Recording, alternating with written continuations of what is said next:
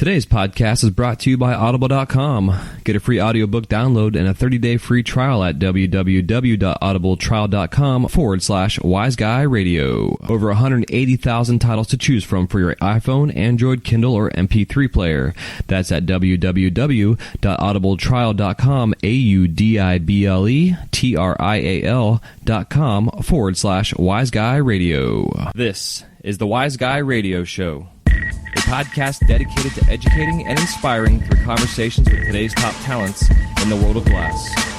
We will be dissecting their journeys in hopes to deliver actionable content that you, the artist, can start implementing now, helping you grow not only as a creative spirit, but also a successful artistic entrepreneur.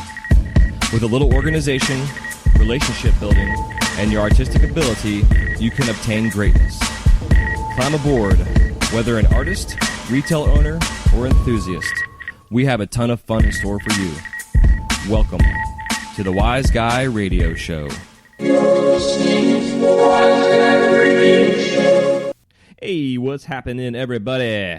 Welcome to the Wise Guy Radio Show, episode number 39.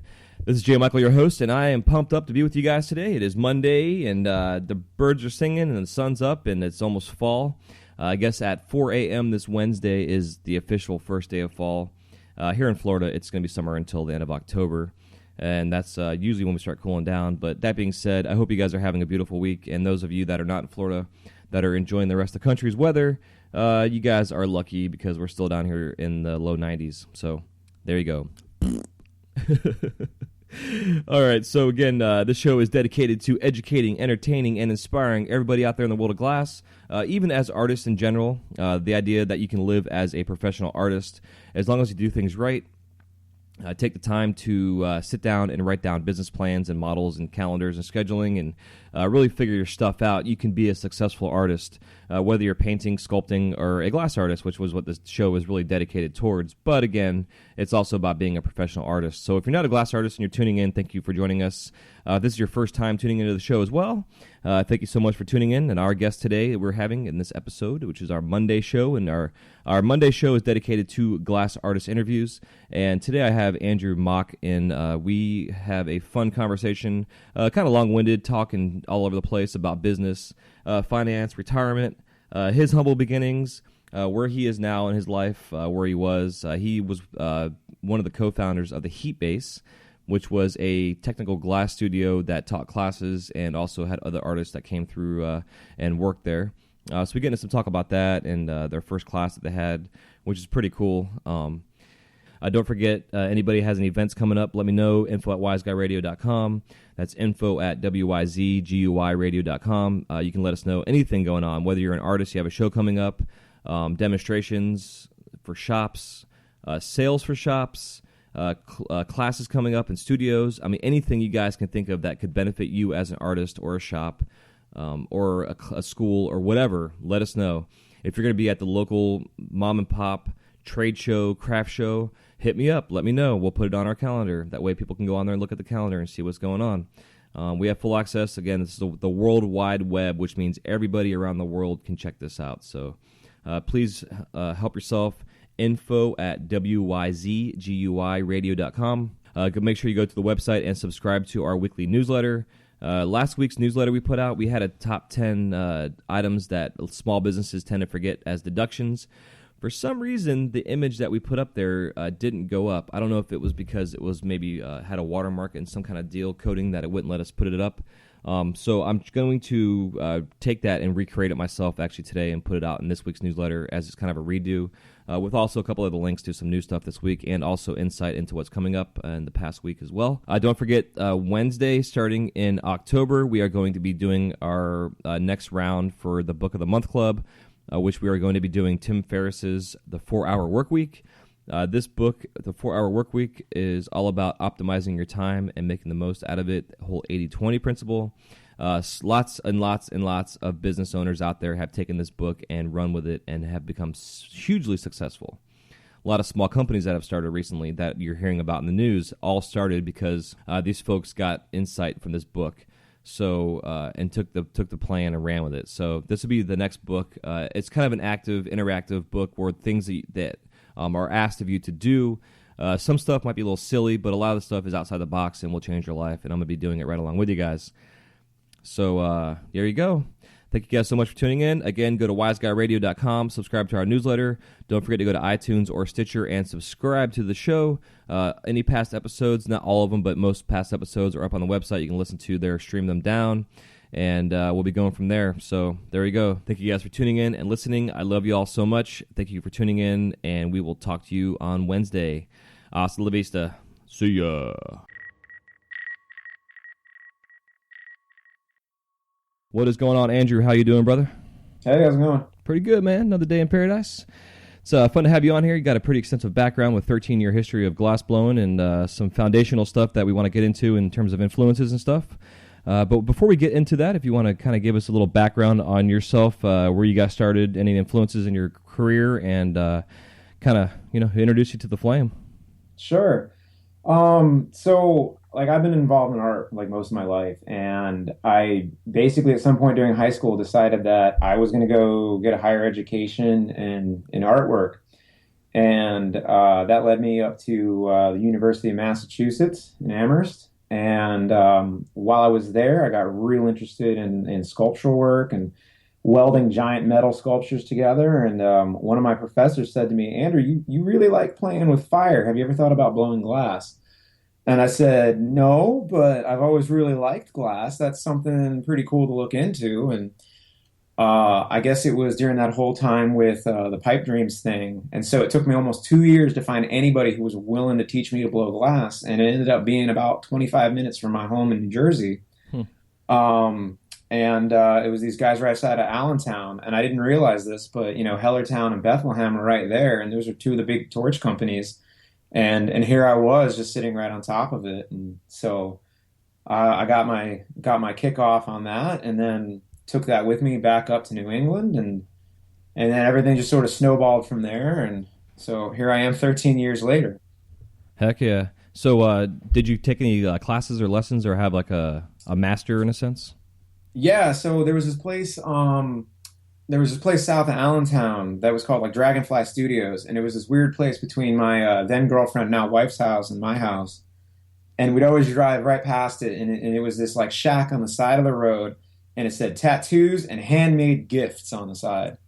And we're like, what the hell's in there? So one day we had a little bit of extra time, we stopped in, and this was during when I was looking for somebody to teach me to blow glass, and the whole shop inside of the tattoo parlor in the back was just all these like pendants and marbles and jars and stuff like that. And this dude comes out, and I was like, hey, you guys, where do you buy all your stuff from? Oh, we make it. Yeah, where do you do that? Oh, right here. Okay, that's cool. Do you teach people? Sure. Would you teach me? Okay. So hell yeah. That's how I started for a couple months. I drive out there 2-3 days a week, and I got my foot in the door there, and went to Corning, and then after that, I just kept skipping around to all these different artists who were holding classes wherever they were. And my first real big class with an artist was down with Robert Mickelson at his place in Melbourne, down in Florida. And so, that just sort of like snowballed in. And when I was at Corning, I got introduced by Jess Durfee to the Melting Pot. And then the fact that I write software for the internet all day, it was real easy for me to spend half my day just surfing around the message boards and, checking out what people were doing. And it wasn't even the Melting Pot or TalkGlass.com then. It was... the GLDGA or whatever the hell it was called. GLDG, whatever. Something, yeah. Art pipe. Yeah. Fart glass something. Yeah, drama-filled Society of Fun Glassblowers. Yeah, like nobody was uploading images or had digital cameras, and then so people would be like, check out this pendant, and it'd be like on a scanner, right? Or like people would try to like explain like a punny technique by putting like dashes in a bracket or something. So yeah, that's how I got my education started into the whole thing. Yeah, man. If the new generation of glassblowers actually knew what it was like to not learn how to blow glass through YouTube, they'd be fucking blown away. Like all the stuff that we had to go through to learn and figure this shit out on our own. The fact that it took me almost 2 years to find anybody who was even willing to show me what a torch looked like was incredible. I mean, I was asking everybody who I thought might be able to put me in touch with somebody. Yeah, it's so funny. Yeah, and then the GLDGA or whatever the hell it was called then got hacked, and then that got shut down, and then that's when the melting pot started. But I always appreciated those because of the glossaries and the stuff that people were selling. If you needed supplies or materials, or like the companies would give us like a heads up, like, hey, we got this new color release coming out, or so that it was beneficial. But goddamn, there was so much drama that was going on in those things. I mean, I'm sure that I haven't been on there in years. I'm sure it's still the same way. But no, I mean that most of the drama left for Facebook. Okay, cool. Hotglass.com is like a wonderful spot. I recommend anybody who's trying to get themselves into glass, go check it out, because you've got people who are dedicated to there and not spreading like a bunch of false information all over the place. Yeah, that's good. That's like the guys that have the Torch Talk Facebook group now too. They're the same way. Like, there's like, if you're gonna be a troll and bullshit, you're immediately blocked from the page. Like, it's all about sharing. Policy. Yeah, man. It's because it's so easy to talk shit and be like, oh, you suck. But it's like, what's the point? We should all be encouraging, no matter what level you're at. Sure, absolutely, I agree. So, at one point in time, did you then go off on your own and kind of start feeling your own waves in the industry? Yeah, I got while I was still in school, but like outside of school because they didn't have a program. I ended up hooking up with this guy in Connecticut who had a studio above his woodworking studio, and I worked out of there a couple days a week for a couple years while I was still taking classes and whatever. And working with somebody whose source of income was nothing but just making glass, like that really pushed me to try to work real hard. And it was great because I'm in college and I come home with a pocket full of glass, and there's my roommate and their friends and everybody just hanging out, and they're like, oh, you're the glass maker. I'm like, yeah. They're like, man, you got anything you want to sell? And I was like, yeah, and just empty out my pockets under the coffee table, and there I go. I just got my rent for the month. Yeah, exactly. That's awesome. Hell yeah. So after that, I mean, I moved down to DC, where I've been. Supposed to be a 2-year stint. It's been 10 years now. And I've gone to work at other people's studios. I've been all over the place. I opened up my own studio, the Heat Base, for a little while. In the hopes of getting a nice place to work and make sure that we can teach people and cultivate like a good group of artists and stuff. And that was ultimately successful. So, I look at it as an ongoing journey, not so much of like where I've come from, but like how those steps are helping me move forward with where I'm at today. Yeah, man, I totally agree. I'm in the same kind of boat. Like I guess when I got my gig with Disney, I was able to step back and like take everything I learned and kind of put it in the garbage can, but take my glass knowledge and start from scratch. Especially at that point, like 4 or 5 years ago, was when the industry was really starting to take a turn for where it's at now, as laws were changing and whatever. So it's like you're saying, it's like it's good to take things that you learn through your life and build them up and build them up and build them up, and take every little bits and pieces and continue to learn from those things, but then have it culminate into the next venture and the next venture, and then you're constantly building up on that and learning. I mean, the glass blowing itself is very similar in terms of learning it. You start off with something small, and every time you do something, the next thing leads into the next thing, which leads into the next thing. Even if you're just starting off pulling points, like, I always say that, there's so much involved in that process of pulling points that you can learn in techniques. It's very similar to life. I don't think I learned how to pull a proper point until almost 3 or 4 years into blowing glass. You pull something, you're like, oh yeah, it's going to work. And then you don't know why your shape's not happening or why it's off center or what's going wrong. It's because, you started with something that looks janky. That's why your end piece looks janky. Yep, exactly. Yeah, I learned in the soft glass working in a furnace with somebody. They were all about, and this was probably 10 years into lamp working. And it was the whole idea of your setup and how important the setup is from the very beginning. Yep. It's so big. But then again, like you're saying, like there's so much we could take into the glass that we learn and the techniques and put them in our life. The whole idea of having to be on center with glass, and if you're off center in life, your whole life's all fucked up. So it's kind of fun, man. So kind of on a little tangent there, but so with the Heat Base, like when did that exactly start? When did you guys get that studio going?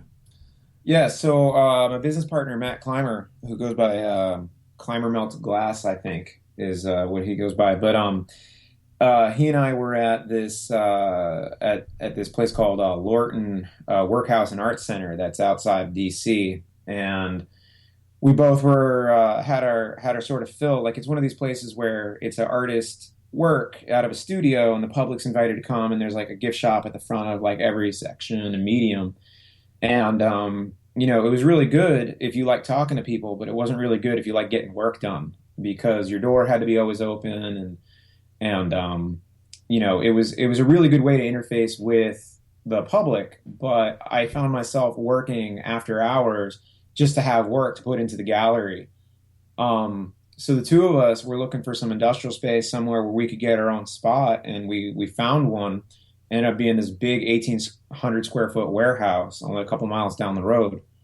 And one of the first things we are doing is like we want to have people we want to learn from come through the door.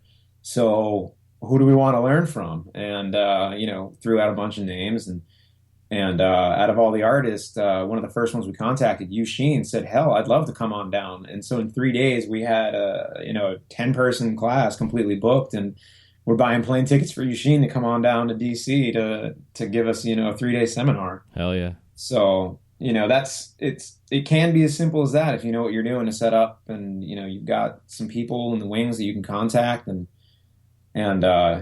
people are just people. You can send anybody a message and say, "Hey, what's up? I really like your work, and when's your next class, or where can I find out more about you?" type thing. Yeah, I agree, man. That's yeah, totally. And it's awesome with social media now too to be able to have even more access, to people that you may not have ever imagined you'd be able to talk to. And some people still don't want to talk.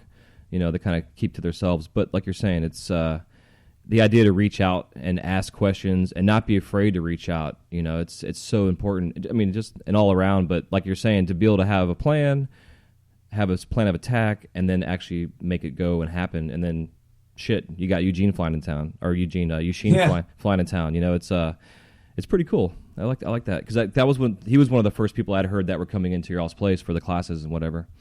That you guys realized you were doing that. So Eugene's great for teaching. Like he actually will take moments where he'll put what he's working on back in the kiln and go and describe what he was working, and why it's important that the next couple steps you really pay attention to, and this and that. And one of my favorite things that I like to tell everybody is I had 10 people sitting on the edge of their seat holding their breath for 3 hours while he was making a Filicello. Like you get 10 artists together, and they all got some form of crazy ADD looking at something shiny, but not a single one of them was even talking to one another or even leaving for a cigarette break or anything. And they're all holding their breath, watching these tiny little stringers get drawn on the outside of a tube, and that made me laugh the hardest. Is just that when they're really intent and they really are into something, anybody's going to be willing to focus, no matter how long. Yeah, I agree. Yeah, especially something like that. Like I know the classes I've taken, it was like that. Like the guys would start at like 11 in the morning and end at like 1 a.m. And it was an all day. We're all exhausted. I mean, literally exhausted watching these guys working and learning from them. I can't imagine how tired they were, the artists themselves, but it's like as a glass artist, and you see someone that you admire in their work and doing something new and different, it's so intriguing, but it really can capture your focus more so than anything else in the world. Yeah, totally. It's neat because like I see these guys that's like you're saying, spending like 5 and 6 hours on these fucking Filicellos. It's like I don't have the patience for it. I want to learn it. Don't get me wrong, but I don't have the patience for it. Yeah, it's like after the end of 2.5, 3 hours, he puts it in the oven and it's like, on a badge and it's done or whatever. And he goes, "Oh, that was a quick one." Yeah, man, I've heard a guy spend like 40 hours on pieces like that. And then at the very end, like Coyle was telling us some stories about it. And like at the very end, they're like, "Fuck this thing." And they throw it in the garbage and they start all over again. But then when they get it and they sell it for $20,000, and you wonder why they can sell it for that much money. Yeah, well, it's funny because Dan and Jeremy Germ came down for one of the Yushing classes, and we'd known Jeremy for a while. Like I met him through my business partner, and at that point, and they're coming on down, and I was like, why do you guys want to take a class? We want to learn how to make a big disc bubble.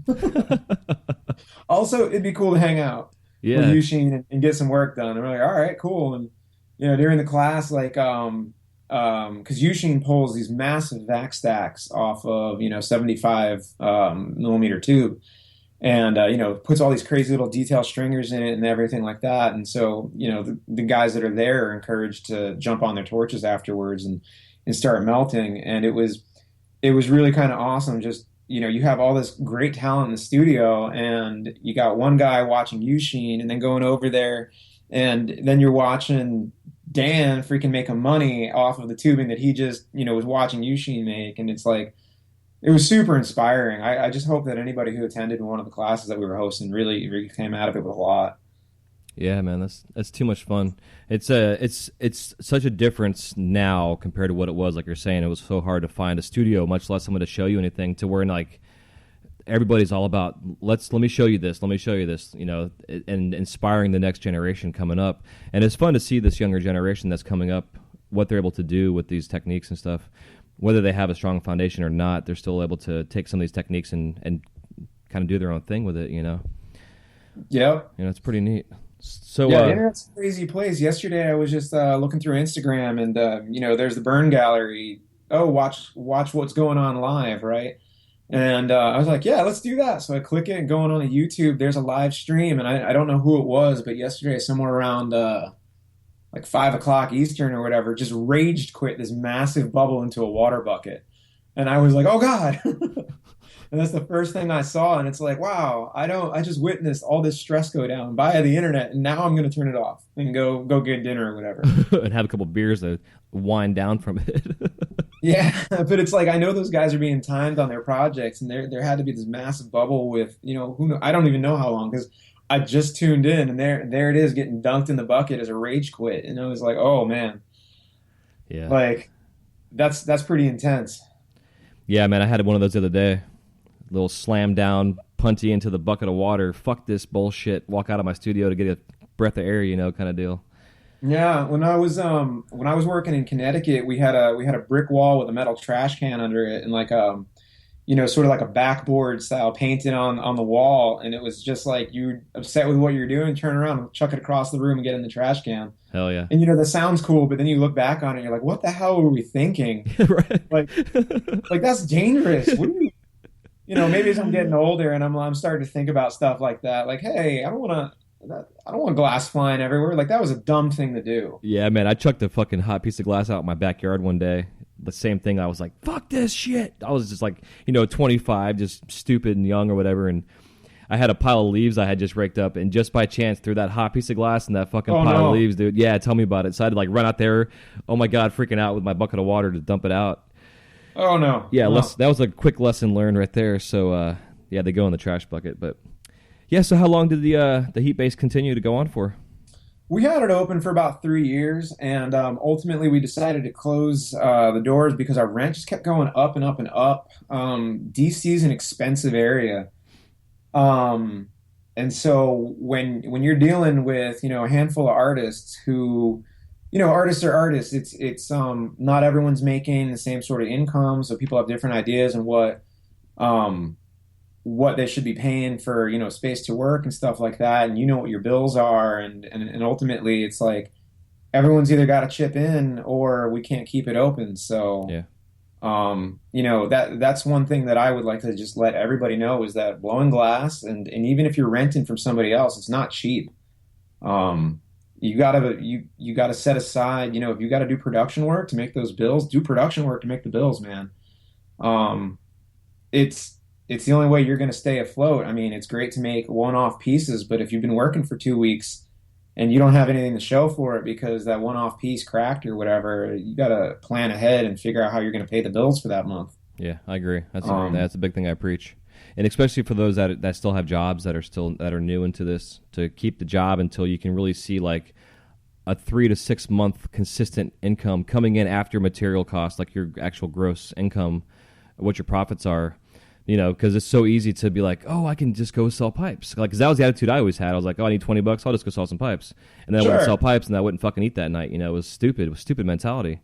Um, No, when I you moved know, down to DC after my first, like, quote, in the job here, um, I ended up deciding, oh man, I can totally do this. Go back blowing glass. I'll do that. And I got lulled into, about 5 or 6 months where that's all I did. And And it starts off real great. You go and make a bunch of sales, and then you've saturated your local market. So it's like, all right, am I going to drive now? Or, and at that time, distributors weren't crawling all over social media trying to pick up work or anything. So, I found myself that at times, do I use this $5 in my pocket, which is my last $5, to go buy gas so I can get home, or eat lunch today? And it's like you forced with those sorts of decisions. And then you got to be careful too, because you get lulled into a false sense of things are going right. Like for me, I was coming right up on the holiday season, and I was doing a bunch of these like holiday markets and stuff. And I thought I was banging it out of the park and things were great. And, all I had was this rinky dink little card table and, a bunch of glass and like a tablecloth on top of it, and I was knocking it out of the park, and I was like, this is awesome. And then 2 months later, no one's buying anything, Yeah. and what are you going to do then? And I mean, you gotta plan for the long haul here. I guess now with the internet and being able to like drop stuff online, it's a little bit easier. At least you have other venues. But man, I hate to sound like an old man, but those times weren't easy. No, and it's still the same way because like I'm in Florida and we have seasons here. I mean, literally, it's like the restaurants industry is the same way. Like seems like the sales for the glass runs along the same as the restaurant industry does, which is usually around like October to May. Now, this year for me personally, this summertime has been the busiest summer financially for myself that I've had in almost 16 years. So I see times are changing with the way the industry is changing because of the trade shows and the distributors and the internet and social media and how you market yourself. But like you're saying, you got to save. Like I preach too about having an emergency fund. Like have a 3-month Yeah. cushion. So if you break your arm or you are slow or whatever, because this is a fucking roller coaster ride. And it's 1 week you're doing hot and you're all excited, and the next week you don't sell shit and you get depressed, and then you don't make glass for 2 weeks because you're sitting in your bedroom depressed. So you Yeah. gotta, like you're saying, you gotta have a good production line. Don't just keep yourself in like to 2 or 3 items. Have a nice variety of stuff too. Not too many variety, but enough to where you can have, not all your eggs in one basket per se. Yeah, It's no, I it's heard you huge. talk about that, like the whole range of having like $20 product up to a couple $100 product. Like that's just smart business. Something else is like I don't see anybody, or there's very few people who are thinking about retirement. They're in their Yep. mid 20s or whatever, and essentially, what they're doing is living paycheck to paycheck. But it's like, what about retiring? Because one day you might not physically be able to do this, or maybe you're just too tired of doing it. And what are you going to do now? Yeah, exactly. I'm going to bring this up real quick. 'Cause I was going to save this for this upcoming show next Wednesday, but I'm going to talk about it right now because I'm in the same boat. Like I have a retirement. I have a 401k through my work, and I'm getting a Roth IRA for myself set up here. But I did a calculation of the day. Dave Ramsey has a financial calculator you can go on his site and use, and Yeah. it shows like an estimation of based on how much you put away, how long you save it for, and like I always preach, like it's amazing how little you can put away, and in the long run, how much it pays off. And Well, let me especially see. with those IRAs and stuff like that. If you stay on top of it, you can really sort of funnel where your money's going and what it's being invested into. So if you're smart in that kind of thing, which I wish I was, but I've seen people really leverage an extra 15 to 20% a year sometimes just by moving their money around. Yeah, and then and Dave Ramsey, I mean, I keep bringing him up, but he has his baby steps that he has, and one of his last baby steps, once you are more or less out of debt, minus your house payment, is to put 15% away annually. So if you're making 100 grand a year, you put away $15,000.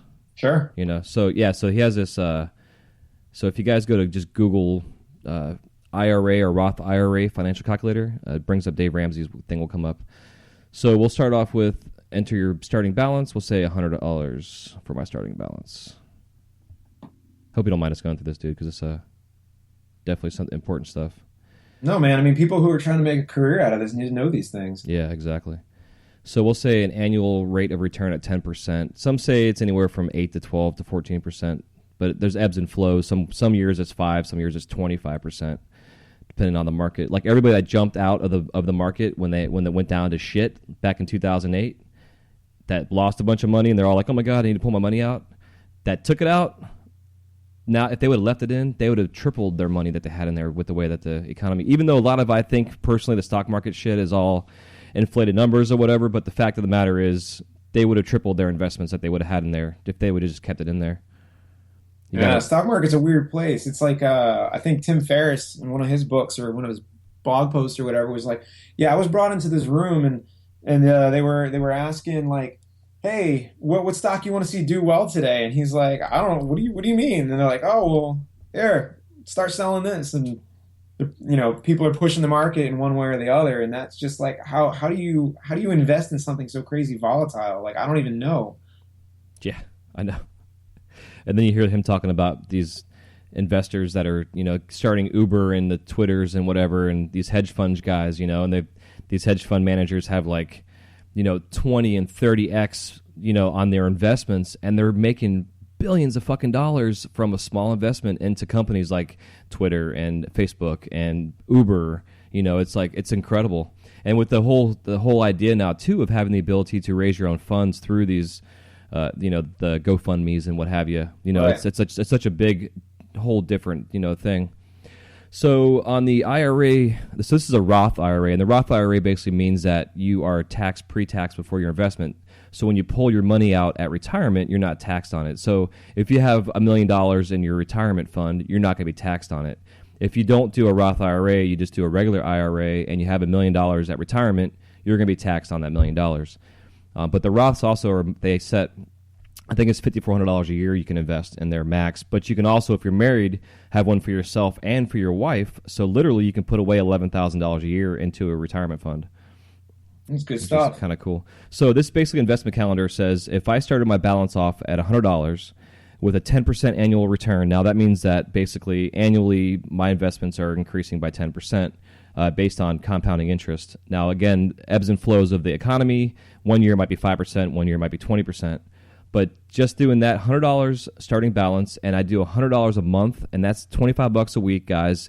I'm sure you all drink more than that in Starbucks. So take $100 a week or a month, put in an investment return, and 35 years that you contribute this thing, you come back, you'll have $360,000 in a Roth IRA.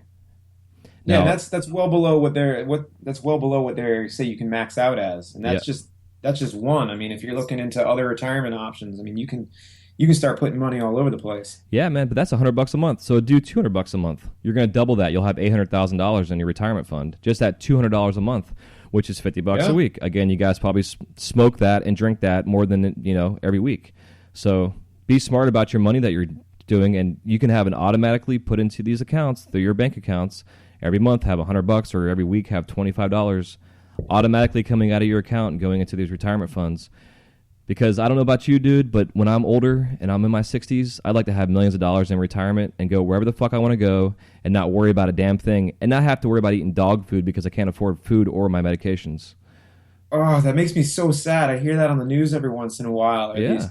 These stories where, somebody gets checked up on and then they realize that they've been eating dog food because that's all they can afford. And it's like, man, that's so sad. Like, how do they end up there? And, it's like, I don't want to end up like that. So No. How am I going to do that? Is just plan it. I mean, I might get hit by a bus tomorrow. I don't know. Yeah. But I want to make sure that if I don't, that I can still keep living. Yeah, exactly. And also, it's so important too to have life insurance. Like I have a life insurance. It's a $500,000 life insurance policy. I pay it $30 a month on, and it's a term policy. So in 20 years it'll expire.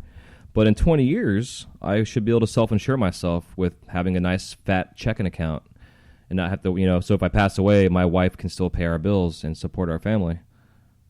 Yeah, for sure. Stuff you all got to think about. So important. Yeah, dude. I mean, it's like, I mean, you get people who get injured, like, just can't work. Like something happens with their back or something. And then how are you going to plan for that? It's like, hey, great, I'm making money now blowing glass, but like, what if I wasn't? Like, how am I going to move forward? And, or maybe you need to take a couple months off because you can't get up out of a chair or whatever. Yeah, or look at Bear Claw when he cut his hand open. Oh, dude, I remember that. There was lots and lots of stuff going around about fundraising for that. Yeah. I mean, the industry's great because we stick together, but I mean, like if that, what if you'd miss some fingers? What if, you're cutting wood outside one day and your hand gets, caught somewhere or mangled? I mean, that stuff scares me. That's why I live my life in bubble wrap, man. And I drive a car that's got like 40,000 airbags in it, so I'm safe. Yeah, that was I just got a a new car 2 years ago or whatever, and they were like, and it's got 14 airbags in it. I was like, where are you putting them all? I know, right? We actually Like haven't looked around my car for where all the airbags are. like if I'm gonna go clean, I'm vacuuming or whatever, and I bump a panel, am I gonna get hit in the face with an airbag? I hope not. Well, I got when I had my car for 2 weeks, dude, and literally it got rendered by a dump truck doing like 85 Oh, on the highway. He came over and like just caught my bumper, and I didn't even think about the airbags not going off until like a couple days later. I was like, oh my god, my airbags didn't go off. So yeah, I think it takes a certain pressure or pressure point or there's something. pressure. There's if the computer's on, if you're moving. I mean, there's all these things that get taken into account. But Yeah. yeah, oh man, one of those things going off in your face can't be fun. Yeah, especially now with this whole lawsuit going on with this airbag company. There's like millions of cars being recalled because the airbags come out too fast, they're saying. Really? And people are getting killed and injured. They're getting like maimed because they're getting smacked in the face with this thing coming out faster than a shotgun shell kind of deal. Just Oh my God, scary, yeah, you know? So, yeah, man. absolutely. Yeah. So we went completely off topic there, but that was all good talk because, again, guys, pay attention to this shit, especially for y'all that are in your 20s. I mean, 35 years, you'll be in your 50s. That is not, you won't be old when you're in your 50s. I'm almost 40. I thought 40 was an old fart when I was like 10 years old. It ain't shit, you know? Like, how old are you, dude? What do you, I'm 32, but I okay. feel like I'm way older. People think I'm way younger. I get carded at bars all the time. Like all my friends won't get carded, and I can walk up, and they're like, "Oh yeah, we need to see some ID." Yeah, I It's get like, all ID right, all the cool. When that time. stops happening, I'll start getting upset. Yeah, man, I do not complain, especially if I'm wearing a hat to the grocery stores and I go buy a six pack or something. Like, I got to see your ID, sir. Totally. And if I have my daughter with me, I'm like, that's my ID. She's 16. Oh shit. So yeah, man. So after the heat base, to kind of get back on track, where'd you end up going from there? Like, would you guys kind of tuck your tail? No, I guess not like tuck your tails because I guess you said it wasn't any kind of horror story on why you closed. It was more of just a financial thing. So No, yeah. So, I mean, we dismantled it, which was real sad. I mean, nobody wants to take down, 3 years of memories or, we had this massive exhaust hood. It was like 9 by 12, and every artist that came in there signed the hood. So, like, that's just one of the things that we had going on. And, that's at my business partner's place now, I think. But, and I actually took one of the tables and cut them in half, and I'm working out of my own house now. And I used that after I cut it in half, and it's up against the wall. And I used that for like part of my kiln where that's at now, and so it still lives on. I like to call my studio the Heat Base away team right now because you know I hope someday we'll get it back up. But yeah, I've been working out of my own garage, and I've never had the opportunity to work at home. I know a lot of people that's the only place they've ever worked. So it was real interesting, and because I'm in a residential neighborhood, the gas company that I've had contract with was unwilling to deliver, and I'm not going to go load K tanks into a sedan. I mean, I do if I have to, but I don't want to do that every yeah, week. sucks. So I looked into one of these oxygen systems, and I got one that's pretty good. In about 12 to 14 hours, I've got a full K tank. But what I ended up doing was making a manifold out of I think it's 2,000 square foot or cubic foot tanks, like what people call K tank Hmm. size. And then I only fill it to 1,000 psi, but I've got twice the volume, so it's like running off of a full tank. And then when I'm done for the day or whatever, I just close off the lines, open up the generator system, and that fills, overnight or whenever I'm not working. And that's been pretty good so far. I hear all these people with horror stories with the concentrator systems, but knock on wood, I haven't had those yet. Yeah. What But brand? it's nice for me. I mean, the electrical cost is cheaper than what I could get at the K tank for, because for about 7 or 8 years, all I'm running off of is liquid oxygen, Hmm. and we worked a really good contract in place for that, so I wasn't paying too much. The delivery fee was almost a third of what I was paying for the liquid tank. And anytime you're on liquid is way better than if you're on a compressed gas. Yeah. Yeah. I think we're paying 150 for a liquid tank with delivery. Wow. Yeah, I think it was we were about 115 to 130 depending on what they wanted to charge us for delivery. but we were paying about 90 something a fill, which was great for us, Yeah, especially where we are. Like when we first started getting quotes, they wanted to charge us $400 for a liquid tank, and we were yeah, like, it's no, crazy. no, that doesn't sound right. No, hell no. Like I was talking to my buddy up in Alaska, and that's what they charge them up there is like $300 to $400 for a liquid up there because it's in fucking Alaska. He said Yeah, propane's easy well, to get, but the oxygen's a whole different story. yeah, I mean, but you got to understand from the gas company's standpoint, they think that everybody's, using it for welding or something else like that. And, a 10-minute weld job where you're using practically nothing in terms of the oxygen, but you've just made $400. Yeah. So that's how they're looking at it as an expendable that is just part of doing business if you're a welder. Yeah, it's So, definitely because I remember getting K tanks when I first started, and I was paying like $35 a K tank, and once I got a price, I think I got them down to like $12 when I went to a different company, and it was like I mean it was amazing how I was able to cut that price in half because I was spending $400 a month alone just in oxygen. Now we're yeah. spending we spend $300 a month in oxygen, but there's also four of us working on it. So it's a little different story. But there's also four of us sharing the cost. Which is huge. Yeah, are you with the four of you there? Are you still just going through one? So what we did was we had a 180 liter liquid with a 100-pound propane tank, and we'd go through two of those a month with about 4 to 6 people working on it. Yeah. Um, Yeah, we're I on a mean, 2 everyone's weeks. got a big torch raging, but Yeah. those bills add up too. Yeah, we're on a 2 week cycle. We've had our studio up now this is our second month, and it's been consistently every 2 weeks we're going through liquid. And I haven't got the 100-pound propane yet, but we're going through, it's 6 propane tanks per liquid tank that we're going through basically. Yeah, it depends on what you're running too. I mean, I run a Mirage, and that eats oxygen compared to like a Carlisle. Yeah. And depending on what you're doing with a Carlisle or if you got a Bunsen going, I mean, your propane use is all over the map. Yeah, exactly. Yeah, we've got 3 GTTs and then my Carlisle. I'm the loud guy in the studio.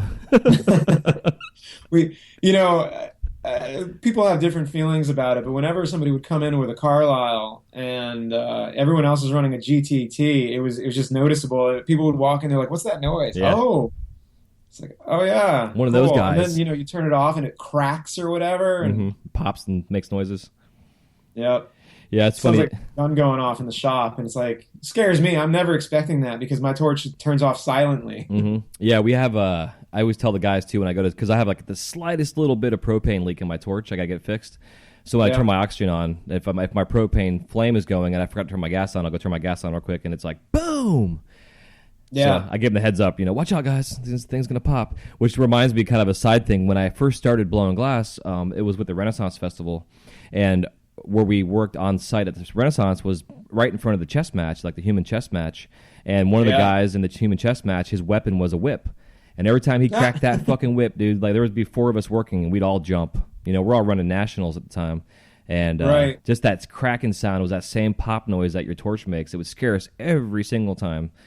Never got used yeah. to it. What's weird is DC. We have one of the larger Renaissance festivals that goes on during the fall, and Mylan Townsend comes down every year, and he's got a booth, and he's just got a little torch up in there, and you walk by, and there's all these like crazy dragons and stuff like that, and you look at the torch, and everyone's like, "Wow, you made that on that?" I'm like, "No, you didn't." Yeah, exactly. You got your big torch back at home, but he comes down every weekend from New York to this thing. Huh. Real dedicated. Apparently, it's it's one of the longest running Renaissance festivals, but apparently he's been involved since the beginning, so he's down all the time. Rad. I know that it was expensive, the cost of it, 'cause like the guy that taught me, he taught me a lot of the business side. He would go over things with me and cost and everything. He was a really good apprenticeship. But when they made money, man, dude, they fucking killed it. It was like just the nickel dime stuff. It's amazing. And I say this to anybody: if you're doing if you're vending at like an art show, have your artwork, but also have a basket with like 50 to 100 items that are $20 pieces, and you'll sell probably every single one of those pieces at $20, and you'd be amazed. Yeah, most people get 20s from an ATM. Yep, exactly. I would say that everybody's got $20 in their pocket. Not Yep. everybody has $1,000 in their pocket. Those that do, Yeah, it's nice. when but- I stopped vending at these outdoor shows, they stopped becoming profitable for me.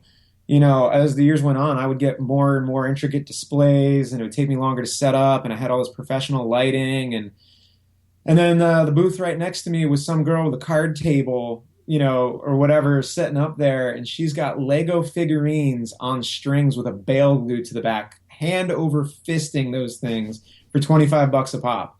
And here I am with, all this glass, and I'm barely making $400 for the day, and she, 3 hours into it, tells me she sold out of all 500 pieces she had. Oh my God. I'm Yeah. like, I'm like, oh my God, I hate you. Just let's stop talking. Go home. What But what a yeah, great I business stopped doing though. the outdoor shows because people. I don't know what happened. I guess market crash or whatever you want to call it. Um, People would stop buying. They're like, oh man, too bad I don't have any cash. And me being in technology so much, I whip out my phone and I'm like, well, I just happen to have a credit card reader right here. Exactly. And a couple of them would be like, oh, that's great, okay, fine. And then other people would look at me like real dirty, going, oh, I bet you do. Yeah, exactly. Just blew up their spot. Now they can't use that as an excuse anymore. Yep, that's it, man. And you got to have that shit when you go do those on-site shows. You got to have every possible way to take money. At least know where the ATM Yeah, machine is, but don't tell them where the ATM machine is because they would be like, okay, I'll be right back. And then they see another booth on the way back to you and they spend the money there instead of with you. So, yeah, that yeah. happens too.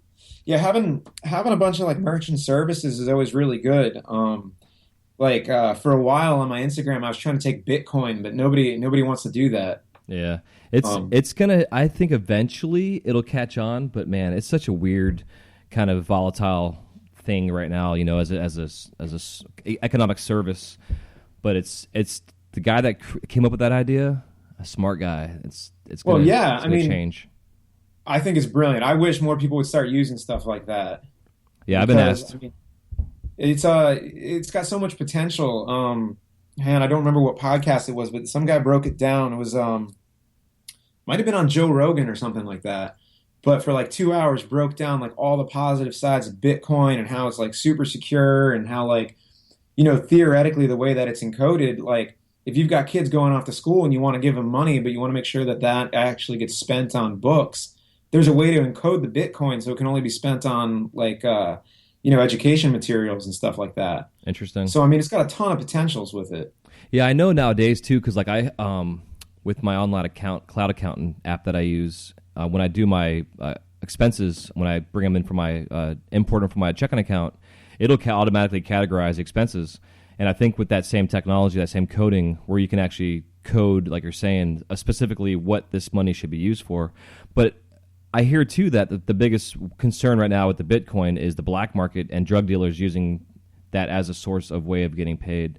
Yeah, but how You know, much of that is the people in the government throwing scare tactics E- out there of why you shouldn't use it? exactly. I feel the same way. You know, a We're lot of funding people are afraid terrorism. of new technology, and maybe I'm just one of those people that like when I see new technology, I get excited by it. Yeah, yeah, I embrace it. But who do you use for payment vendors and stuff? You got anybody you like? Unfortunately, right now, I really just use PayPal. Yeah. I've gone through. I had a merchant service for the website, and I did the math over a 6 month period of time, and found the fees that I was paying through my fees by using PayPal was actually cheaper than paying this other merchant service monthly for their fee. And with PayPal now offering invoicing and everything else, it's the ability just to use your debit card. But Yeah. I personally use for my cloud account, and I use an app called FreshBooks, Uh-huh. and it allows me to do invoicing and everything. And they now have it set up to where when I send an invoice to somebody, the invoice can be paid through PayPal or with a debit card, so it doesn't have to go through PayPal necessarily.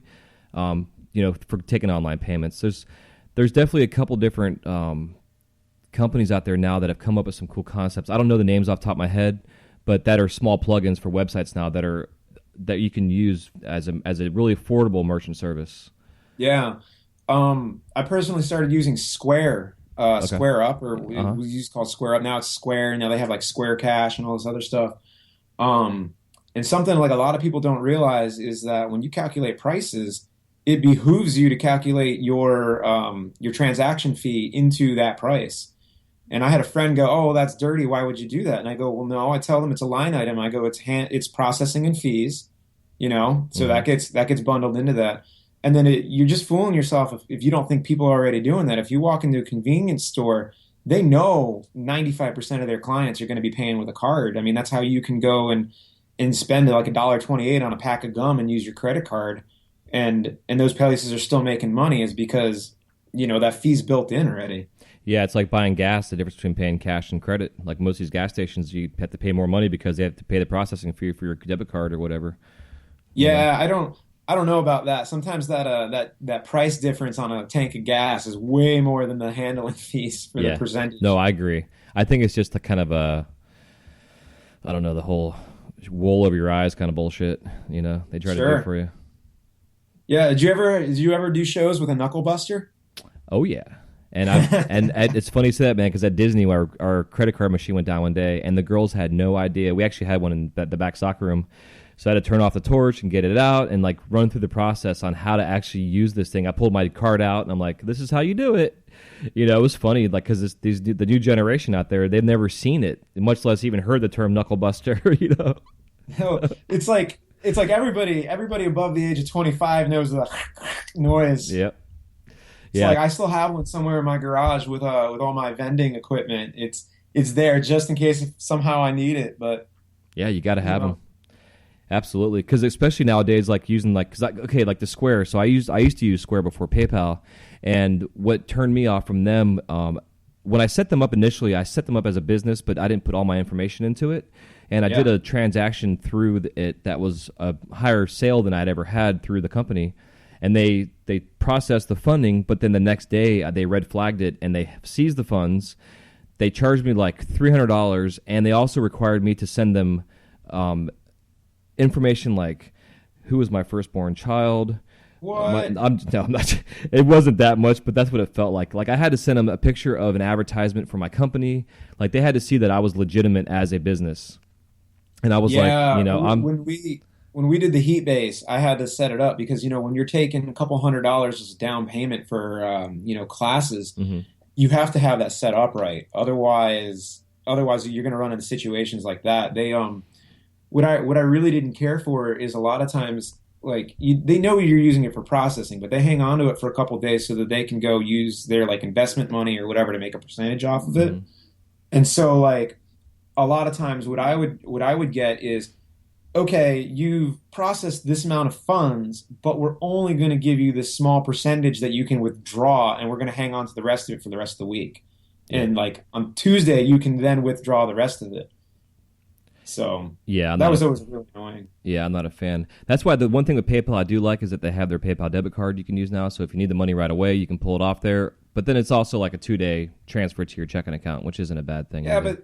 but they're hanging on to it like a bank. That's why like I Yeah. like services like Dwaller and Square Cash, where it's like they're only going to take like 20 cents out of whatever your transaction is, but it goes immediately into your bank account. It doesn't go through any holding facility. Yeah, it's smart. My business partner and I have a website we're developing right now, and we've been talking about this topic with the companies because, like PayPal, for instance, if they know you're a pipe maker, I've heard horror stories of guys getting money seized and having to deal with the law and bullshit through PayPal. Um, and we were like, man, would it be nice if we could start some kind of merchant services that was dedicated to this community where we didn't care the fact that you were a pipe maker. We don't want you selling drugs through us and that kind of transactions, but like an actual merchant service that was for our community, that the niche of this company is dedicated to the pipe makers, Yeah. specifically.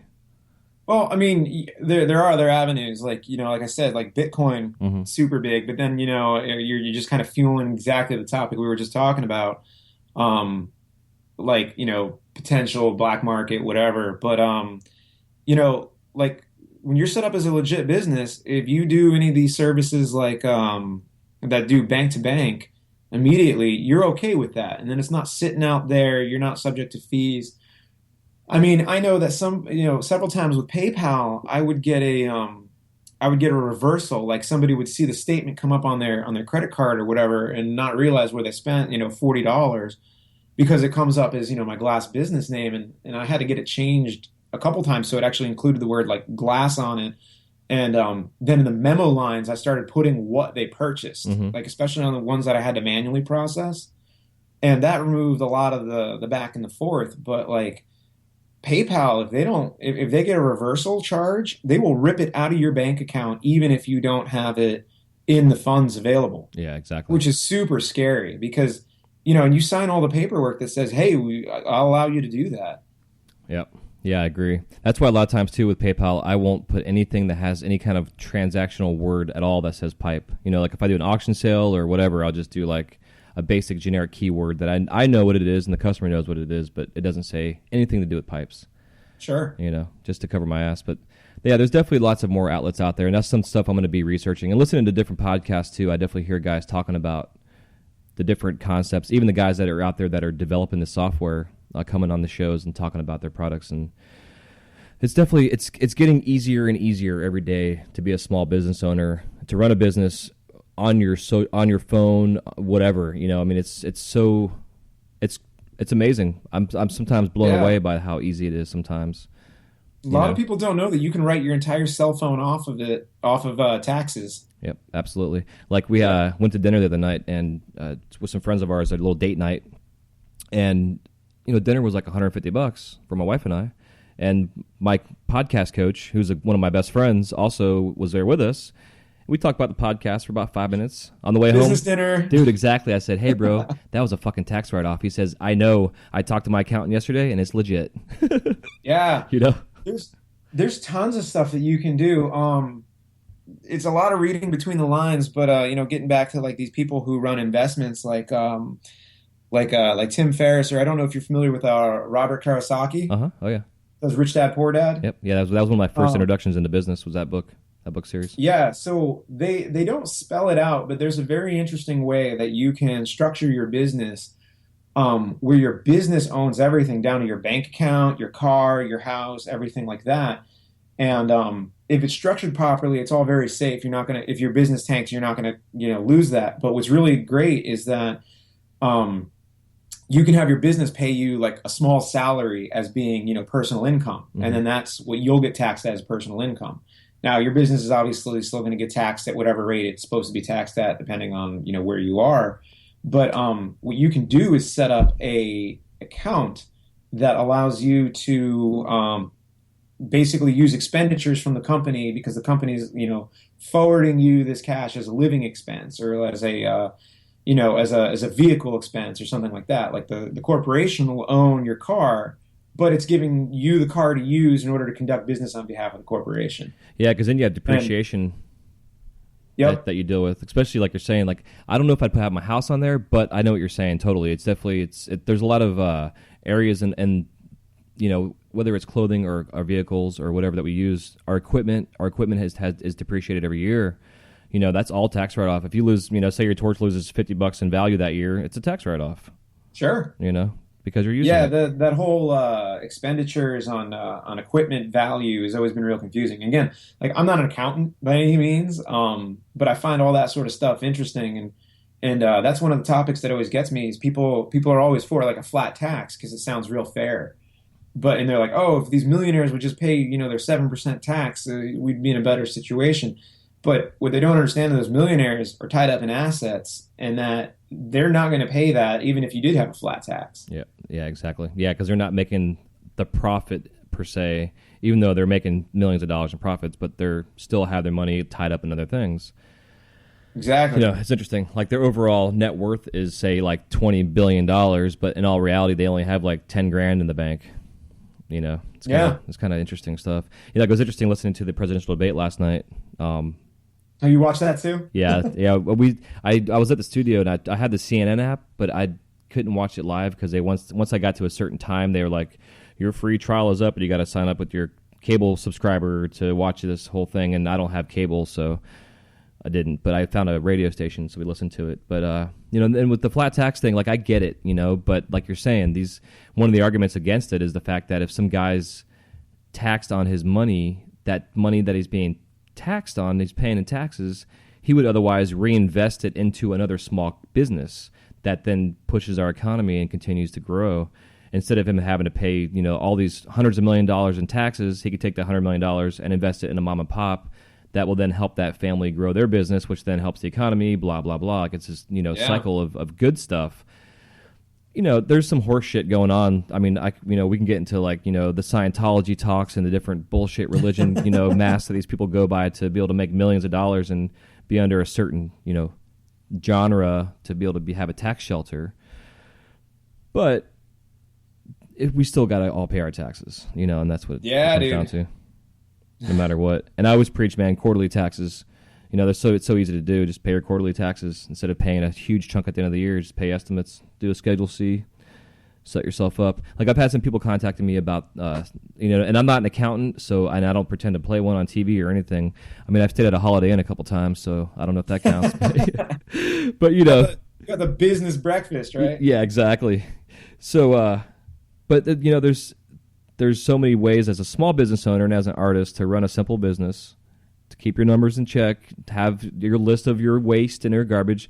Like I always talk about having your garbage bucket and keeping track of how much scrap you have and save that shit and weigh it out, and it's all write-offs. It's like there's so many areas. Like, it's the difference between being a hobbyist and being a small business is about maybe 10 grand. Depends on the line that you walk in, what state you're in. But I don't know. It's all good talk. I don't know where I was going with that. Yeah. It's all good stuff. Anybody out there, just go on Google and just like type in small business references, and there's so much information out there. A lot of it's horseshit, but a lot of it's good stuff too. Also depends on your state. Like being in Washington. Are you in Washington D.C.? Is that your residence? No, I'm in Virginia. Okay, that's what I thought. Yeah, I'm outside of DC. It's a lot nicer out here Yeah, I bet. than being downtown. Downtown's hectic. Yeah, I was there when I was like 10, and Yeah, everyone's like, "Oh, I was in DC when I was in grade school on a class trip." yeah. Yeah, I miss it though, man. I definitely want to come visit and come see it again. I love Totally. We've got the a history. crazy glass scene around here. I mean, there's a lot of people. Like AKM, he's only about 45 minutes away, and all those guys down at Influence, and um, like a whole bunch of people are right in this area here, and we band together over being from Virginia. Like I think I heard you talking about the other day, like Mowgli and Hemlock, and they do a lot of traveling, and Hmm. Mike Rahman came up through my spot, and there's a lot of talent around here. Heck Like yeah. from Richmond right up this way, there's just there's growing number of us doing some really good stuff. Yeah, it's interesting. It's interesting looking at the history of the country and in the industrial age wise, but that whole Virginia, West Virginia, Ohio, like the whole from that your guys in the East Coast going into the middle of the state or the country, there was just a huge influx of glass companies for the longest time. Starting with like Blinko, and then you get into the Virginias, and then you had like the Glass Baron was a really big. They're still headquartered there, but now their stuff's all imported. But there's been this huge history of glass art in that whole area. Is a Haystack, I think, is another. Yeah, West Virginia's got some old factories that are still doing like plates and like sculptures and figurines and Hmm. stuff. I haven't been out there in years, so I don't even remember. Yeah, I don't know. I've never been out there. Well, I've traveled through, but never actually visited. Which now that I know you're out there, man, I have to find an excuse to come play. Yeah, come on up. We're the Disney World of the country. Yeah, there you go. It's like every time you want to do anything, you got to stand in line. It's just like being in Orlando. Hell yeah. Yeah, I'm definitely used to that shit. Or sitting in traffic, one of the two. Oh my God, traffic here for the last 2 or 3 years. I've been told that we're worse than LA. Like, I used to live 7 miles from where I work. It took me an hour and 10 minutes to get there on average. I now live 18 miles from work. It takes me 25 minutes. Whoa. Yeah, it's like you don't even know how it's going to happen some days. I've been Jeez. stuck in 4.5 hours of traffic just getting home. Yeah, that's how my drive to Disney is an hour and a half one way.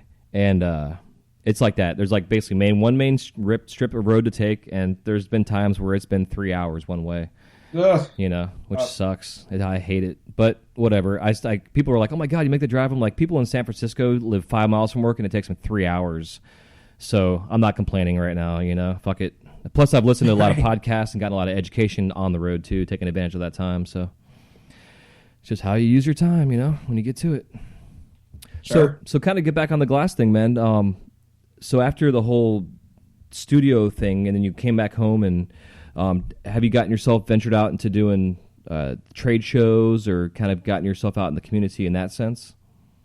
Yeah, I mean, I'm going to other places doing like, weekend classes here and there. Trade shows, I'd love to be able to get out and do more of those. I was at Glass Roots a couple years ago, and that was just a lot of fun. but I ran into a lot of the same stuff where, I was doing these outdoor markets where, everyone's got cash, everyone wants to spend it, but they're not sure who's going to put what on sale when. So it's like they're holding off and everyone's there for like the real big names. So, I mean, I think I found it better off going through a distributor and doing local sales are more stable and it's like it's good. So, I don't have too much advice for anybody like that, but I see people doing really well with them and building relationships because it's a good way to get a bunch of shop owners in one place at one time. Yeah, I agree. I agree definitely. Like I haven't been to the trade shows yet myself, and when I do go, I'll be representing the podcast mainly because it's an outlet for me to touch base with all these shop owners and artists as well for interviews and just promoting the show. But I want to go just to go through the process of it before I go get a booth and get myself set up. Just to go to the things, feel it out, see what it's all about, and kind of smell the scene and kind of get a feeling for what it is that it's going to take for me to be successful there. Because like you're saying, you never know. You can go there and spend $3,000 on a booth and maybe sell $100 in glass. But if you have a distributor that's there that carries your work, it allows you to have your work still in those venues and not have to go if you don't need to, or if you can't. Yeah. And I mean, a good distributor is going to sell you just as much as you can sell you. Yeah, exactly. Yeah, I agree. I like the whole idea of a distributor, but at the same time, the idea of having distributors is you don't necessarily have control where your glass is going. And I know I've come into some situations where like I had a specific owners that I would sell to that they had exclusivity to their area. And then I call them up and they're like, well, your glass is now all over our town. I'm not going to buy from you anymore kind of deal. And it's like, I didn't sell that to those people. My distributor did, and I apologize. It's out of my control. But you still run into those kind of situations at times too. And it's also the whole idea of, if say you have 5 items that a distributor buys and they're stocked on your 5 items, then you're fucked because they're not going to buy anything else from you until they're out of that item. So myself personally, I sell to 2 distributors and they both have their own lines of work that they get, just because I want to make sure that they both have different types of styles that are out there and getting the sales Yeah, that's going. smart. That's smart. When I was signing up, a couple of years ago, the person I was working with at the time allowed me to keep, whatever X shops I had, and they, in the area or who I was selling to.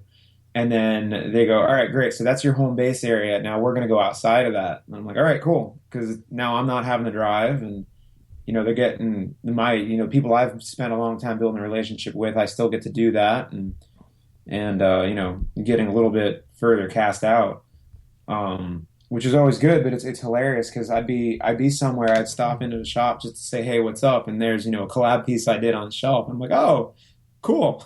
Yeah, exactly. Yeah, it's always neat when you walk into shops, you don't realize your glass is going to be there.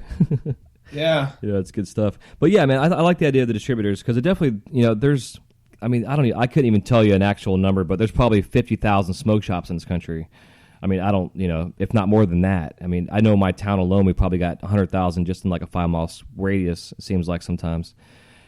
So to get out and have to drive around, unless you want to like enjoy driving and traveling, that's a whole nother situation. But I know me personally, as I take a quote from Dave Ramsey again here, he always says the most traveling he enjoys doing is when he's walking around his house.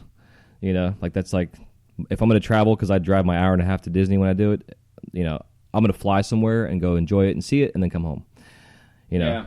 I'm not into the long trip across country hitting 20,000 smoke shops trying to sell my glass kind of thing anymore. Yeah. Have you ever been someplace and you got like a case and then they go, oh, we have all this stuff right here. Actually, we've got something super similar. Yeah. Like, oh, that hurts. Yeah, exactly. Or they're like, well, we paid this for it. How about we pay the same for yours? And it's like, where'd you buy it from? Oh, that stuff came from China. How can you compare my shit to... In the early days of me doing work, I went into this one shop, and the guy's like, I really like your work. I just can't buy it right now. And I'm like, oh, that sucks. Okay. He goes, well, he's like, yeah, he's like, look, I don't even ask for these. These send me these. And he pulls out these massive plastic bags just filled with glass. And he goes, I haven't once asked for them to send me this. And here they are. And now I'm selling them for whatever he was selling them for. He goes, I'm not going to ask you to compete with free. Mm-hmm. And I'm like, oh, okay, better start making something else then. Yeah, it's fucking crazy. And as kind of the same note, it's like I am like totally against all the spice that was going around forever. But it seemed like Yeah. that, like that really helped the smoke shops create a source of money to then be able to turn around and buy and start the idea and process of having these high end gallery American Glass art stores, because they now had the funding through another resource to be able to do that. So it was kind of a catch It's a 22. weird double-edged thing, isn't it? Yeah, it's interesting. Yeah. And now But that that's it's oh, go on. yeah, sorry. No, I was to say now that that's been eradicated more or less, even though there's still some horse shit flying around. As the market has changed now, it's allowed the glass stores to sell the glass to now then continue to buy the glass instead of having to Yeah. sell something else to be able to buy the glass. So it's an interesting Yeah. kind of thing there. They're super interested in carrying like a variety of work now too. Like that instance I described really got me thinking like how can I make work that they don't have and where I'm going to go. And it's like, being in the sculpture and stuff, and once I got the skill together, I was able to start like making some cool stuff that nobody else was had on their shelves. And I really found like my own voice. Like the thing that I do is I make these cyclops now, and I make them with like gnarly teeth, and like I got this sketchbook, and every so often I'll go and I'll make some stuff in the sketchbook, and I'll go, all right, man, I'll put that on the shelf for later, and then I'll pull that out. But it's great watching my own work kind of evolve. And like Mickelson, when I was taking his class, was like, and I know he said this online everywhere, like if you're not taking photos of your work, you're really doing yourself a disfavor, because your work can change so fast. Like you don't even know it. Like you start down one path, and then 2 months later you look at it and the piece looks nothing like the piece you started with. Yeah. Like maybe it's more refined, or maybe you've gone into a direction or something with it. And so like I took that to heart. And even if I'm snapping like a crappy cell phone pic, like I get my own work and I make sure I back that up on my computer, and like I just got folders of all my own stuff. But Instagram's really helped with that. You just snap a picture, you share it, you get some feedback on it pretty quick, and like that kind of stuff is pretty good. Yeah, it's nice having the app now on your phone to where you can have your online catalog in a sense, and like a lot of times for shops that are new for me, I'll tell them, I'm like, here's my Instagram, go on my Instagram account and like some photos or make a comment on a photo that you like, and then I can take a screenshot and send you an email and give you a basic price on what that's going to cost. Instead of having to have a full fucking website now, even though websites nowadays you can build your own and through Wix and different companies and whatever, but to have this. Yeah, does anybody ever contact you about like a collab or like a special piece, and they're like, I want 10 of these, and you're like, Yeah. no, but Yeah. yes. Yeah, exactly. Yeah, it's interesting.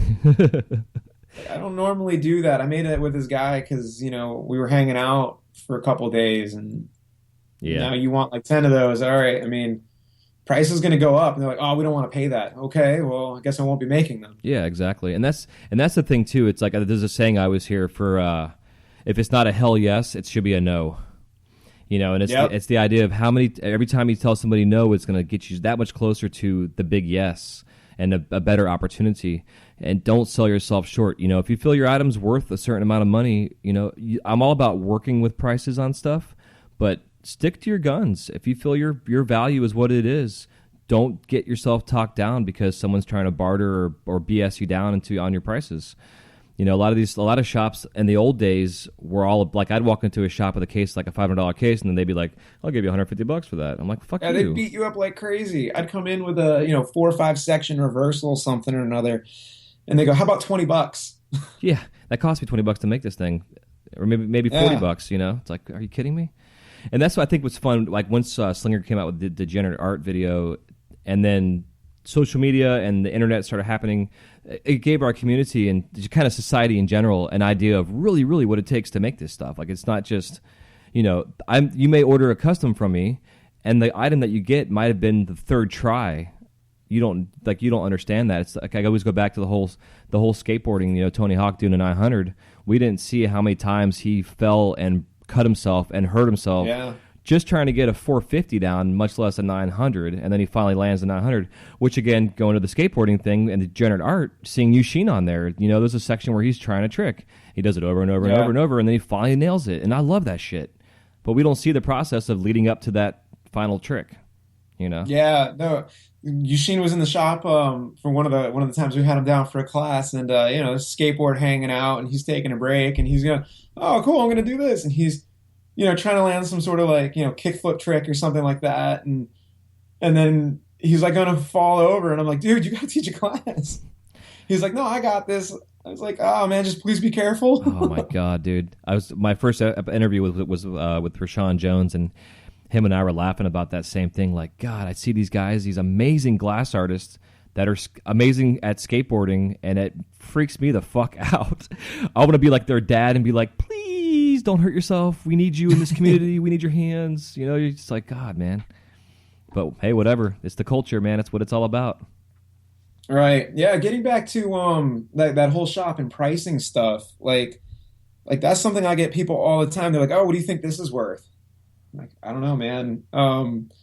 It's like you got to walk in and like think about like what you're going to charge and what it's worth to you. And I hear calculations all over the map on how people come up with certain stuff. Mm-hmm. Like you got to pay the bills eventually, and it's like, I've heard one thing that seems pretty true, and it's you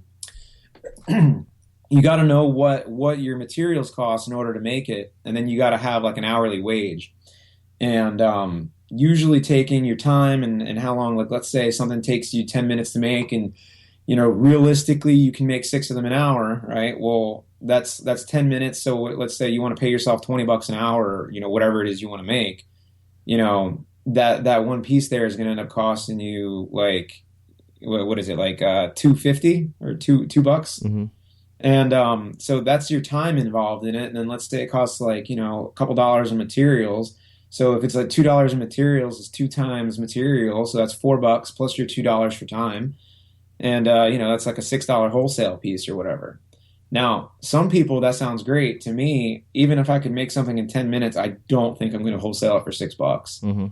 So it's like, how do you come up with that price? It's a tricky thing, but what you really want to make sure you do is cover out like your costs and what your lease is going to be if you're renting a spot, or like what your electrical and your gases are going to be. And a lot of times I look at a piece and I go, man, I sunk an hour and a half into that, and there's probably about, $60 worth of materials, but like, I don't think I can get more than this price. And I'm like, well, why did I just make that? Right? Like, so knowing what something really, really, truly costs you, and then walking into a store is only going to help you and not getting beaten up over the price.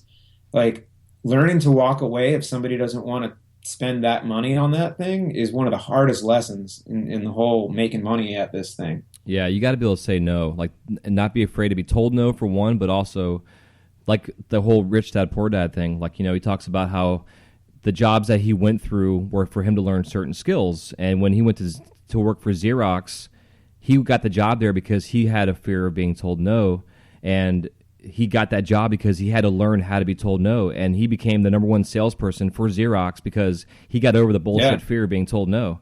And we're going to be told no 1,000 times before we're told yes, but you also have to be able to say no. You're like, my word for this year, for 2015, is no.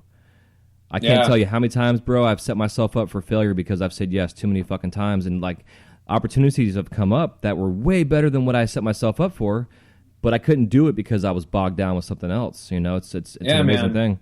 But on the pricing thing, like I the numbers I always set myself up for was I estimated that it costs me to work about $10 an hour, no matter what I'm doing. Now, if I'm doing some like full color tube pulls or like adding opals and that kind of stuff, it's a little bit different. But just for like standard production, it was like about $10 an hour, no matter what I was making. And I always wanted to make sure I was making $20 an hour profit, so I had to make at least $30 an hour worth of product.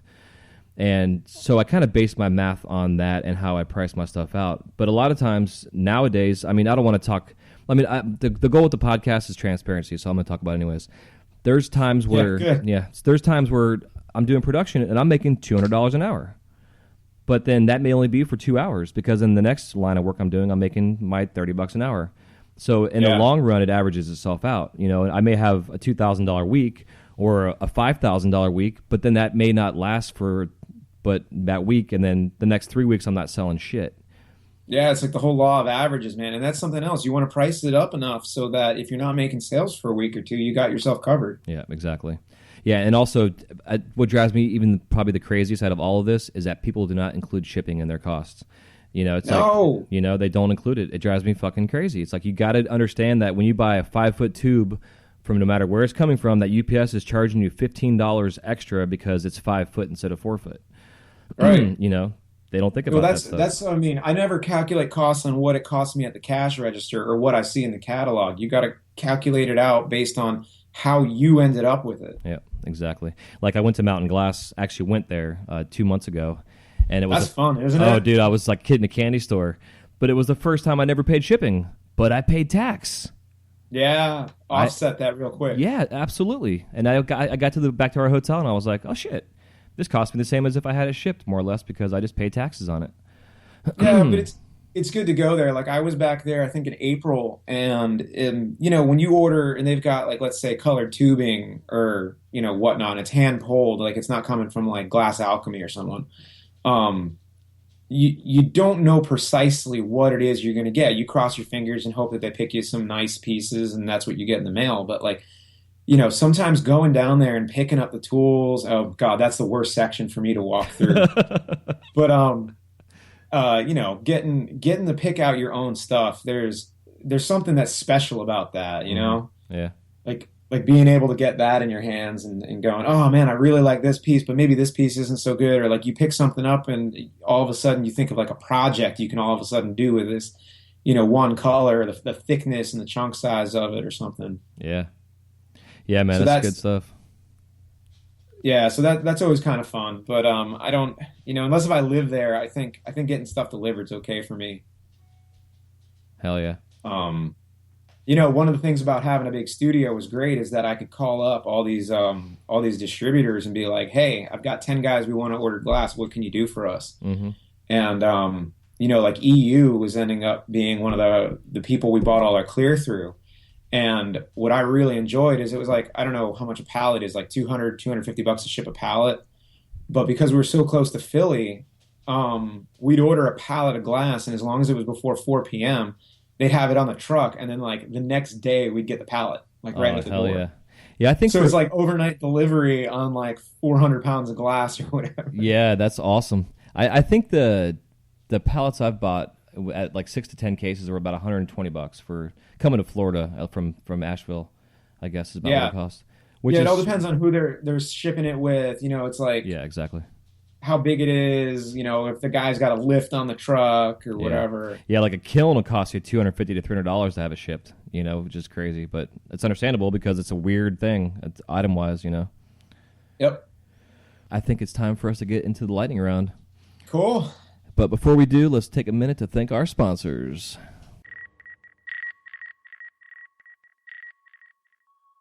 This episode of the Wise Guy Radio Show is sponsored by Wise Guy Media, a new company dedicated to showcasing the talents and offerings of their customers through podcasting, eye-catching graphics, logo, and customized web design.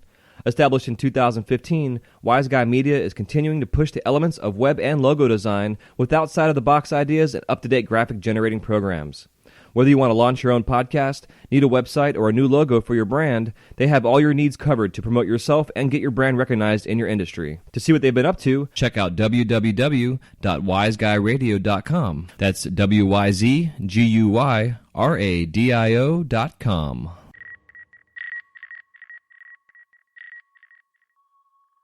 All right, man, so now it's time to get into the lightning round. The lightning round consists of about a half dozen questions with 30 to 60-second answers, and we can expound upon the answers if you'd like, which we always tend to do. And the first question for you is, if there is any living glass artist you have not worked with yet, who is it and why? Man, I don't know. I thought about this one because I know you ask everybody this, and I don't know. There's so many people I want to work with and just, you know, get some ideas out. And I mean, I work with everybody. If you've got a good idea, I want to work with you. And like right now, there's a couple people that I've known in the past that we've been friends and stuff, but I've just never gotten a collab with. And I'm seeing if those are going to come through because everyone's real busy. And unless if you're going to get together, it's hard to do it. So that's sort of a cop-out, so I'm sorry. Oh, no, dude, it's a good answer. That's all I'm looking for. Hell yeah. What are your top 5 favorite glass colors? I really like Dragon's Eye. I buy that stuff up in tubing and rod and everything like that. I've gotten really good with working it, and then right when I'm done with a piece, striking out this wonderful gold haze across it. And it looks all real oil slicky. So I like Dragon's Eye. Tequila Sunrise, I almost like better than like Amber Purple, just because it gives like those more like those deep reds and stuff. I'm on a Purple Slime kick right now. What else?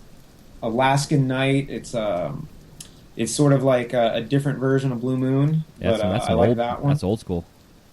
Alaskan Night? Yeah, and then an older color. I don't know. It's actually from Mumka. Yeah, yeah. Like there was like Alaskan Thunder and a couple of those guys that came out for a little bit. Is that the Yeah, same? I don't same? know. I mean, I hope they're still being made. I bought so much of it that I still have like a good stockpile. Yeah, yeah. But that's interesting. I haven't used it in a while.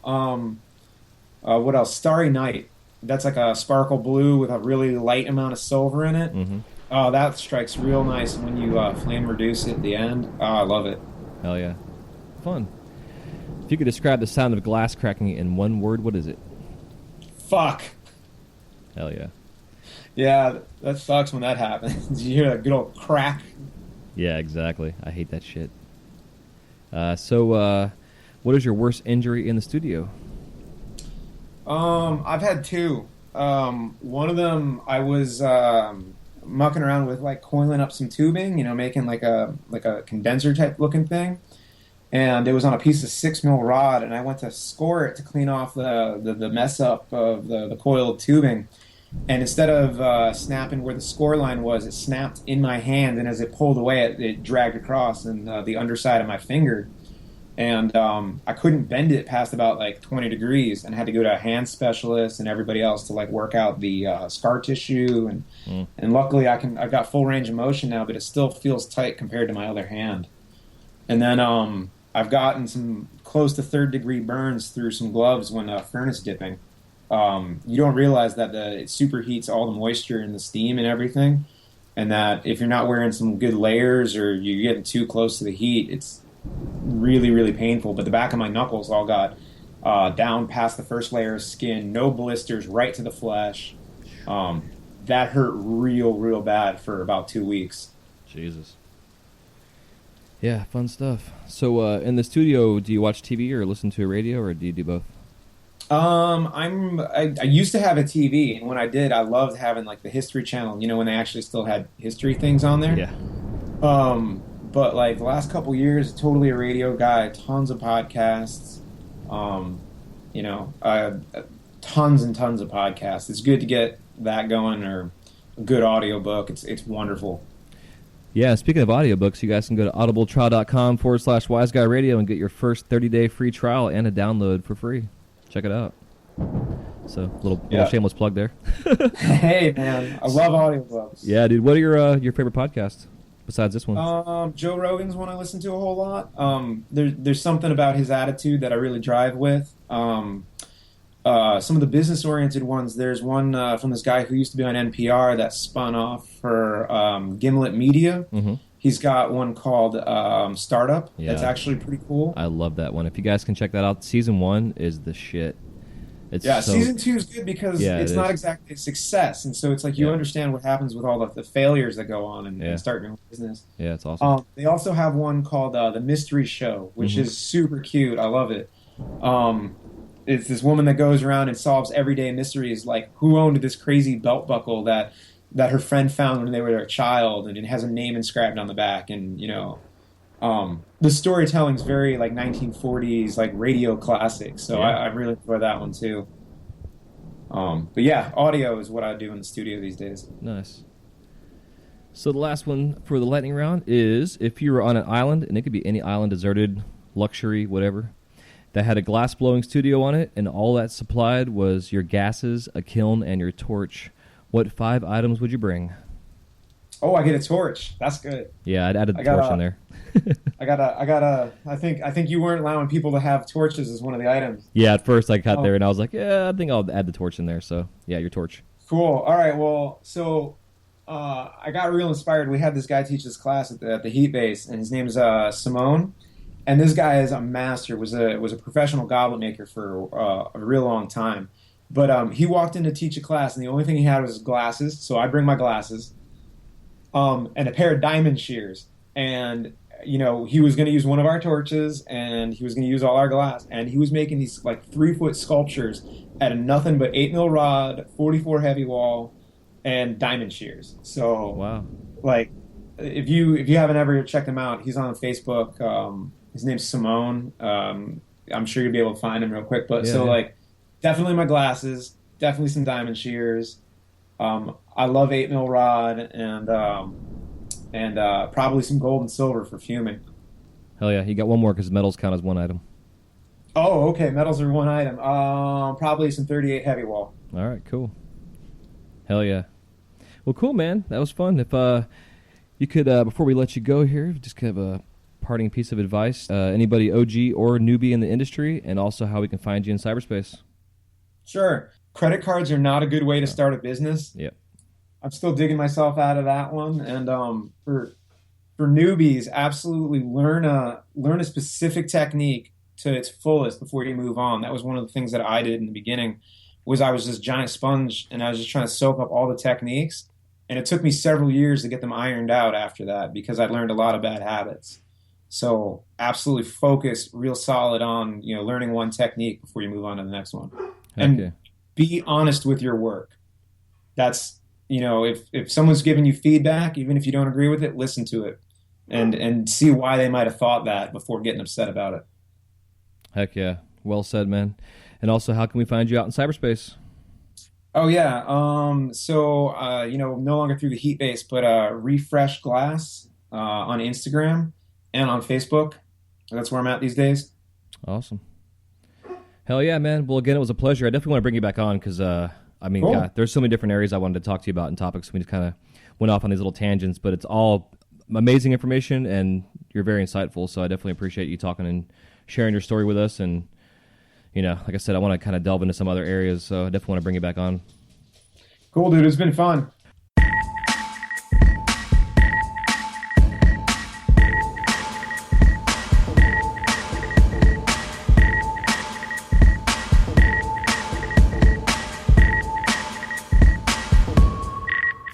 Thank you guys so much for listening to this episode of the Wise Guy Radio Show. If you have any questions, comments, or remarks, please leave them in the show notes page area where it says comments. We'll see you soon. Have a wise night.